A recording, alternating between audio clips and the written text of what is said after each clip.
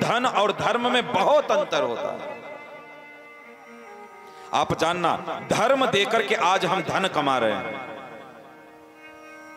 ये कलयुग का लक्षण है कि हम धर्म देकर के धन कमा रहे हैं। ये कभी जीवन में मत करना। जीवन में अगर कमाना है तो धर्म कमाना, और धनात् धर्मम ततः सुखम। जो धन कमाते हो ना, धन को धर्म में लगाओगे तब आपको सुख प्राप्त होगा। और जिसके पास धर्म नहीं है उसके पास सुख कभी जीवन में नहीं आ सकता। इस बात को आप नोट कर लेना। शास्त्र बहुत कड़वी बात बोलते हैं, धनात् धर्मम ततः सुखम। आप धन के पीछे पड़े हैं, धन से आगे है धर्म और धर्म से आगे है आपका सुख। जब तक आपके जीवन में धर्म नहीं होगा तब तक आपके जीवन में सुख नहीं होगा। इसलिए सुख तो भजन करने वालों के ही जीवन में है। जो भजन करता है उसी के जीवन में सुख है।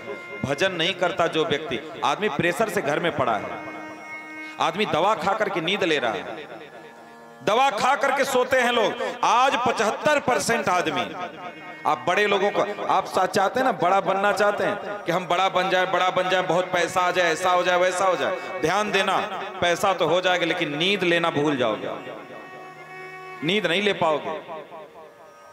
इसलिए धनी हो लेकिन हृदय में अगर गोविंद का प्रेम है तो आपके पास धन भी होगा और सुख भी होगा, नींद भी होगी। महाराज अमरीश भी तो राजा थे, चक्रवर्ती सम्राट थे। भगवान का सुदर्शन उनके पीछे घूमता था। क्यों?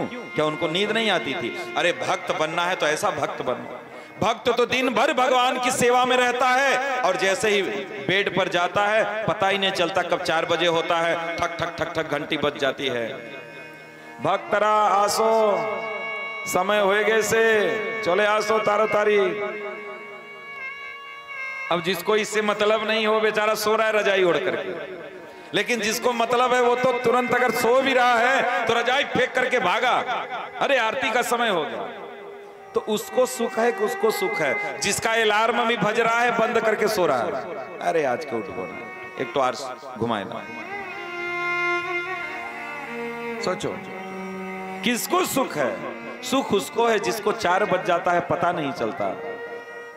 और जो आदमी वहीं बिस्तर पर पड़ा है 8 बजे तक पलटी मार रहा है, इधर उधर कर रहा है, उसके जीवन में क्या है? क्या है? पूर्व जन्मों की कमाई है, चाहे जो भोग लो, चाहे जो भोग लो। जैसे अगर बाप 2-4 करोड़ खाते में डाल करके चला जाए तो 2-5 साल 10 साल 20 साल आप खूब अय्यासी करो, लेकिन उसके बाद महाराज कटोरा लेकर के भीख ही मांगना पड़ेगा, भीख ही मांगना पड़ेगा। इसलिए समझो सुख कहां पे है। धर्म करो, धर्म के मार्ग पर चलो, धर्मात्मा बनो, धर्म का आश्रय लो, भगवान के चरणों का आश्रय करो। अगर नहीं सुखी हो गए तो आकर के हमसे कहना कि आपने कहा था व्यासपीठ पर बैठ करके ये बात झूठ हो गई। सुखी हो जाओगे। वास्तव में यदि आपने आश्रय ले लिया तो आप सुखी हो जाओगे, निश्चित सुखी हो जाओगे। इसलिए सुख का तो केवल एक ही रास्ता है, धर्म का आश्रय करो, अधर्म का त्याग करना पड़ेगा। इसलिए अधर्मियों के साथ यही होता है। दुर्योधन के पास इतना ऐश्वर्य था, नौकर चाकर, बड़ी हवेली, द्रोणाचार्य, कृपाचार्य, भीष्म पितामह जैसे योद्धा सभा में बैठते थे। किस चीज की कमी थी? क्या नहीं था उसके पास? लेकिन महाभारत में 100 भाइयों के समेत मारा गया, 100 भाइयों के समेत। लेकिन वहीं अर्जुन भगवान के चरणों का आश्रय लेकर के युद्ध में रहा, युद्ध में खड़ा रहा। धर्म के साथ अर्जुन खड़ा था।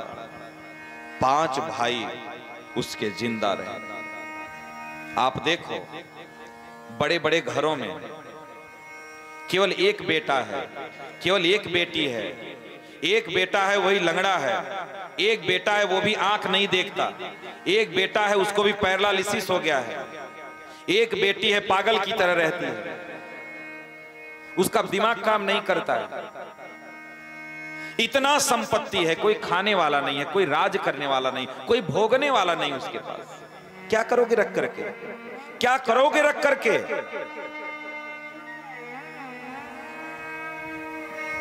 सब छोड़ करके जाना है। अरे कम से कम इतना तो कर्म करो। लोग कहते हैं महाराज हमारे साथ ऐसा क्यों हो गया, हमारा जवान बेटा मर गया, हमारी बहू विधवा हो गई जवानी में ही, क्यों?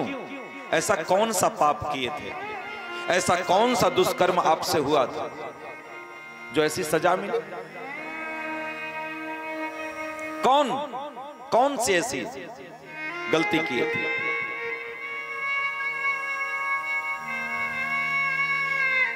इसलिए जीवन में अगर आपने पाप किया है तो धन हो सकता है लेकिन सुख नहीं हो सकता, ये बात ध्यान रखना। आप अपने आंखों के सामने सब कुछ देख करके जाओगे, सब देख करके जाओगे। बाप अंधा है, मां भी देखती नहीं है, आंख पे पट्टी बांधी है। इसका मतलब क्या है? आप अपने बच्चों की तरफ से यदि आंख मोड़ लेंगे, आंख बंद कर लेंगे तो आपके बच्चे अधर्मी हो जाएंगे। इसलिए अपने बच्चों की तरफ आंख खोल करके रखो, आंख बंद करके नहीं रखना है, आंख खोल करके रखो।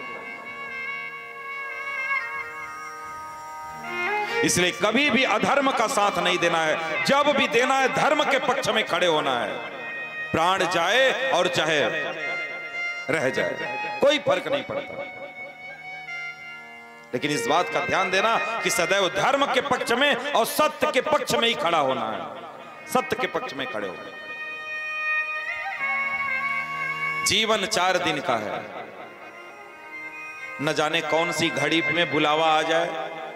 कोई 10 साल, कोई 20 साल, कोई 50 साल, कोई 70 साल, कोई 80 साल, कोई इतना ही जीता है, कल की गारंटी नहीं है। और हम प्लानिंग कर रहे हैं 50 साल बाद का। LIC सुने नाम आप? LIC का नाम, बीमा का नाम सुने हैं? 50 साल का बीमा करवाते हैं, 25 साल का बीमा करवाते हैं। अरे क्या गारंटी है कि तुम बीमा का पैसे का सुख भोग पाओगे? फिक्स डिपॉजिट करते हैं, अपना पैसा ले जाकर के बैंक को दे देते हैं, बैंक पैसा कमाती है। 5 साल 10 साल के बाद पैसा मिलेगा, क्या गारंटी है मिलेगा? क्या गारंटी है कि मिलेगा? क्या गारंटी है कि सुखों का भोग कर पाओ? आप जिन पेड़ को लगाए हो, क्या गारंटी है कि उसके फल आप खा पाएंगे? क्या गारंटी? कोई गारंटी नहीं। इसलिए जीवन में धर्म का आश्रय करना, कभी अधर्म का आश्रय नहीं करना, अधर्म का आश्रय नहीं करना।